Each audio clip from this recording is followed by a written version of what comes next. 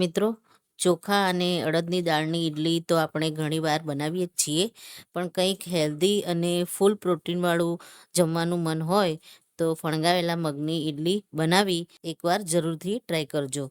સાથે નાળિયેરના તેલના તડકાવાળી ખૂબ જ હેલ્ધી અને ટેસ્ટી નાળિયેરની ચટણી. આ રેસીપી જોવા માટે વિડીયોમાં છેક સુધી જોડાયેલા રહેજો.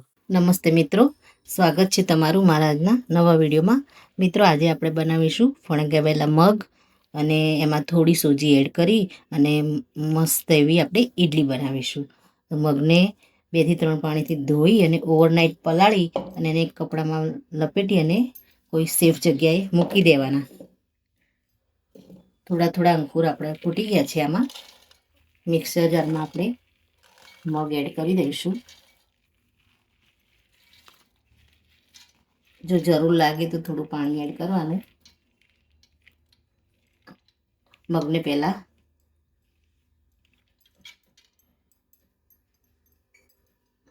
આપણે ધોઈને જ લીધા છે.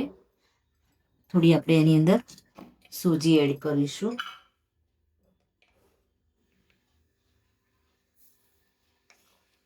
બે ચમચી આપણે સૂજી લઈશું અને 1 ચમચી આપણે બેસન લઈશું.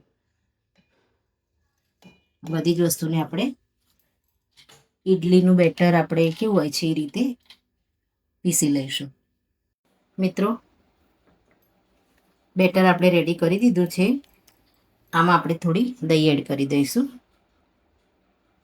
અને હલાવી અને મીઠું આપણે અત્યારે એડ નહીં કરીએ. જ્યારે ઇડલી ઉતારવાની શરૂઆત કરીએ ત્યારે આપણે મીઠું એડ કરીશું. થોડું હલાવી અને 15 થી 20 મિનિટ માટે આપણે ઢાંકી અને આને સેટ થવા દઈશું. મિત્રો, ખીરાને આપણે ચેક કરી આમાં આપણે સોડા એડ કરીએ. થોડું આપણે ઉપરથી લીંબુ એડ કરી દઈશું.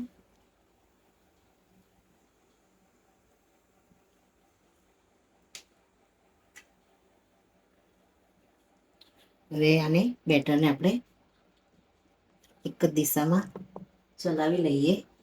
ટેસ્ટ મુજબ આપણે મીઠું એડ કરી દઈએ.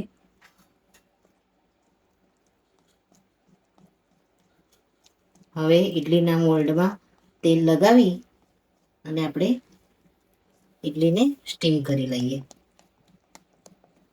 મિત્રો, હવે આપણે સ્ટીમરમાં ઇડલીને સેટ કરી દીધી છે. હવે એને વરાળે સ્ટીમ થવા મૂકી દઈએ ઢાંકીને. મિત્રો, આપણે ચટણી બનાવી લઈએ નાળિયેરની. તેના માટે મિક્સરમાં આપણે સિંગ દાણા લઈશું. તમારે જેટલી તીખાશ જોઈતી હોય એટલા તમે મીડિયમ તીખા મરચાં તમે લઈ શકો છો. મેં પણ 3 થી 4 મીડિયમ તીખા મરચાં લીધા છે. ત્યારબાદ 1 ચમચી જેટલી આપણા શેકેલા દાળિયા લઈશું આમાં. ત્યારબાદ જો તમારી પાસે ફ્રેશ કોકોનટ હોય તો તમે ફ્રેશ નાળિયેરનો ઉપયોગ કરી શકો છો. મારી પાસે સ્ટોર કરેલું નાળિયેરનું છીણ પડ્યું છે, એને આપણે આની અંદર એડ કરી દઈએ. હવે આપણે કોથમીરને ડંઠલ સાથે જ આપણે લઈશું અને જો જરૂર પડે પાણી એડ કરી અને આપણે આને પીસી લઈએ. મિત્રો, ચટણી આપણે સરસ એવી પીસી લીધી છે. આને આપણે એક બાઉલમાં કાઢી અને એનો વઘાર મૂકી દઈએ.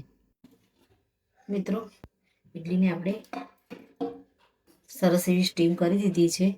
આને આપણે હવે બહાર લઈ લઈએ. મિત્રો, ઇડલી સરસ એવી આપણે ઉતારી અને રેડી કરી દીધી છે.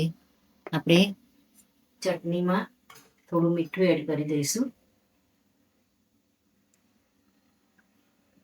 ચટણીને આપણે હલાવી દઈશું અને ઉપરથી આપણે એક વઘાર એડ કરી દઈએ.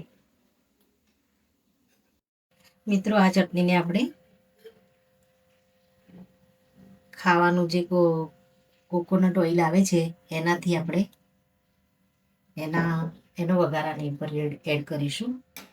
1 ચમચી જેટલું આપણે કોકોનટ ઓઇલ નોનસ્ટિકમાં એડ કરી દીધું છે. એમાં આપણે થોડી રાઈ એડ કરી દઈશું. રાઈને આપણે આની અંદર ફૂટવા દઈશું સારી રીતે. રાઈ ફૂટે એટલે આપણે આમાં લીમડો એડ કરીશું.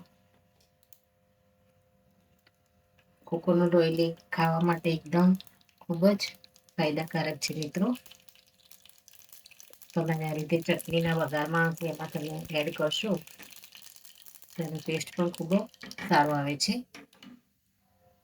ગેસને આપણે બંધ કરી દઈશું.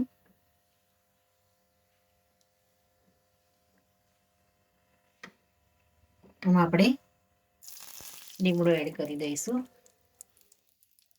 અને વઘારને થોડું ઠંડુ થવા દઈ અને આપણે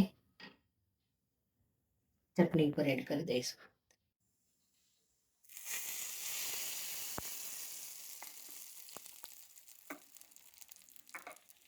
મિત્રો આપણી ચટણી સરસ એવી રેડી થઈ ગઈ છે.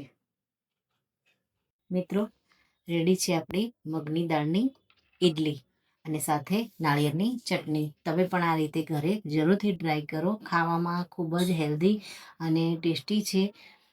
તો મિત્રો આ સાથે મારો વિડીયો પૂરો થાય છે. જો મારો વિડીયો તમને ગમ્યો હોય તો લાઈક, શેર અને સબસ્ક્રાઈબ કરવાનું ભૂલશો નહીં.